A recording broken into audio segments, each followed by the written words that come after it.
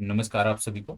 उम्मीद करता हूँ आप सब बहुत अच्छे से होंगे और 3 सप्ताह आपने सफलतापूर्वक पढ़ाई की होगी। और इन 3 सप्ताह में, क्योंकि पहला सप्ताह आपको पाठ्यक्रम को समझने के लिए था, सभी विषय वस्तु को समझने के लिए था और किस प्रकार से पुस्तकों की आपकी आवश्यकता पड़ेगी उन पुस्तकों को अरेंज करने के लिए था। तो पहला सप्ताह तो अलग था, उसको हम निकाल देते हैं। तो उसके बाद 3 सप्ताह आपने लगातार अध्ययन किया और आपको अब पता भी चल गया होगा कि इस प्रकार से टारगेट के माध्यम से जब आप अध्ययन करते हैं तो आपको कितनी सहूलियत होती है और किस प्रकार से आप में कॉन्फिडेंस आता है कि आप चीजों को कर सकते हो। तैयारी बहुत अच्छी चल रही है। जो फॉर्मेट बताया गया था कि सबसे पहले अध्ययन करना है, अध्ययन करने के उपरांत जो है वो रिवाइज भी करना है। प्रीलिम्स और मेंस के प्रश्नों के आधार पे प्रीलिम्स और मेंस के प्रश्नों को देखना है। वही सेम फॉर्मेट आपको इस सप्ताह भी लागू करना है, उसी सेम फॉर्मेट पे आपको आगे बढ़ना है। यहाँ पर भी 5 दिन ही आपको अध्ययन करना है। 2 दिन आपका रिजर्व रहता है, मतलब एक दिन रिजर्व डे के तौर पे और एक दिन रिवीजन डे के तौर पे आपका रहता है। तो उसी प्रकार से इस सप्ताह में भी आगे आपको बढ़ना है। लेकिन ध्यान रहे, प्रयास सभी का यह होना चाहिए कि जो रिजर्व डे हमारा है उसका उपयोग हम ना करें। उसका उपयोग हम पुरानी छूटी हुई चीजों को कवर करने में ना करें, बल्कि उसका उपयोग हम रिवीजन के तौर पे करें। तो सबका प्रयास ये होना चाहिए कि जो टारगेट दिए जाते हैं वो 5 दिन में आप प्रत्येक दिन का टारगेट आप 100% कंप्लीट करिए।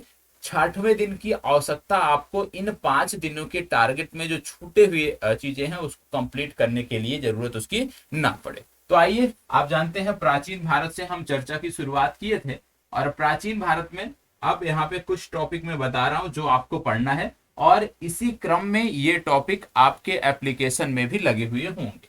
सबसे पहला आपको, आप जानते हैं प्रत्येक दिन हम 2 टॉपिक को लेकर चलते हैं, 2 वीडियो को।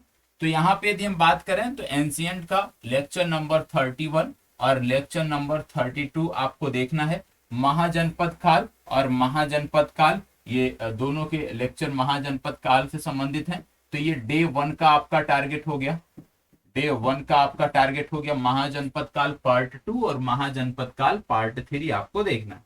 फिर इसके बाद डे 2, इस सप्ताह का जो दूसरा दिन होगा, डे 2 जो आपका होगा उसमें आप महाजनपद काल पार्ट 4 और महाजनपद काल पार्ट 5 आप कवर करोगे। ये आपका हो गया डे 2 का, ये टारगेट हो गया। डे 2 में भी आपको महाजनपद काल ही पढ़ना है क्योंकि बहुत बड़ा टॉपिक है ये महाजनपद काल। तो यहाँ पे आप पार्ट 4 और पार्ट 5 की जो वीडियो है उसको समाप्त करोगे। आगे बढ़ते हैं तो बात आती है डे 3 की, तीसरे दिन की बात आती है। और तीसरे दिन का जो आपका टॉपिक है इसको नोट कर लीजिएगा क्योंकि इसकी कोई पीडीएफ आपको नहीं मिलने वाली। ठीक है, तो तीसरे दिन का जो आपका टारगेट है वो है भारत पर विदेशी आक्रमण और सिकंदर का भारत पर आक्रमण। 2 टॉपिक यहाँ पे आपको कवर करने हैं डे 3 में, भारत पर विदेशी आक्रमण और सिकंदर का भारत आक्रमण। ये कंप्लीट करने, आप जानते हैं कि हम 2 सब्जेक्ट को लेकर चल रहे हैं। ठीक है, 2 सब्जेक्ट को हम लेकर चल रहे थे। तो यहाँ पे अभी हम सिर्फ सब्जेक्ट ए की बात कर रहे हैं और सब्जेक्ट ए में आपको क्या कवर करना है उसकी बात कर रहे हैं। इसके बाद में आपको सब्जेक्ट बी के बारे में भी जो टॉपिक है वो बताने वाला हूँ। तो पहले सब्जेक्ट ए के टॉपिक आप नोट कर लीजिए। तो डे 3 तक हम पहुंच गए हैं। डे 3 के बाद फिर बात आती है डे 4 और डे 5 की। डे 4 की जब हम बात करते हैं तो डे 4 में जो आपको कवर करना है वो आपका आता है शैव धर्म और शैव धर्म। ठीक है, मतलब दोनों में आपको शैव धर्म कंप्लीट करना है। ये आपका हो गया डे 4 का। ठीक है, डे 4 का टॉपिक हो गया। और फिर डे 5 का जो टॉपिक है वो आपका आ जाता है आपका अगला वैष्णो धर्म और शाक्त धर्म। इसके बाद बात हो रही है। तो ये डे 5 के आपके टारगेट हो गए। ठीक है, ये डे 5 के आपके टारगेट हो गए। तो वैष्णो धर्म और, मतलब कहने का मतलब जो विभिन्न संप्रदाय हैं उसके बारे में यहाँ पे देखना है। कहीं पे यदि शाब्दिक त्रुटियां हैं उसको इग्नोर करना है। ठीक है, तो ये डे 5 का आपका पूरा वीडियो हो गया कि लेक्चर नंबर 39 और 40 आपको यहाँ पे देखना है। ठीक है, कोई डाउट नहीं होना चाहिए। ठीक है, तो डे 5 के आपके टारगेट हो गए सब्जेक्ट 1 के। अब सब्जेक्ट 2 की जब हम बात करते हैं, सब्जेक्ट 2 की जब हम बात करते हैं उसकी भी देख लेते हैं कि सब्जेक्ट 2 में हमें क्या क्या चीजें पढ़नी है। सब्जेक्ट 2 में आप जानते हैं भारतीय राज व्यवस्था हम कर रहे थे। ठीक है, अब भारतीय राज व्यवस्था के क्रम में कुछ चीजें यहाँ पे हमें देखनी है जो आपको यहाँ पे कंप्लीट करनी है। क्या क्या है। सबसे पहले 30 तक हमने देख लिया था। 30 के बाद हम आगे बढ़ते हैं राज्य व्यवस्था में। तो हमें जो कंप्लीट करना है सबसे पहले वह है अनुच्छेद नंबर 23 शोषण के विरुद्ध अधिकार, और अनुच्छेद नंबर 25 से 28 धर्म की स्वतंत्रता का अधिकार। तो यहाँ पे आपको दो टॉपिक लेक्चर नंबर 31 और 32 कवर करने हैं, और लेक्चर नंबर 31 और 32 जो कवर करने हैं ये डे 1 में कवर करने हैं। ठीक है, डे 2 में आप जाते हो तो लेक्चर नंबर 33 और 34 कवर करने हैं, जहाँ पे संस्कृति एवं शिक्षा संबंधी प्रावधान है, और दूसरे में अनुच्छेद नंबर 31 और 32 को कवर करना है। तो ये डे 2 का आपका टारगेट हो गया। ठीक है, इसके बाद फिर आप आगे बढ़ते हो तो डे 3 में जाते हो। ये आपका डे 3 का टारगेट है, जहाँ पे लेक्चर नंबर 35 और 36 आप कवर करोगे, जिनमें संवैधानिक उपचार का अधिकार और 33, 34 और 35 अनुच्छेद नंबर को आप कवर कर रहे हो। तो ये डे 3 का टारगेट हो गया।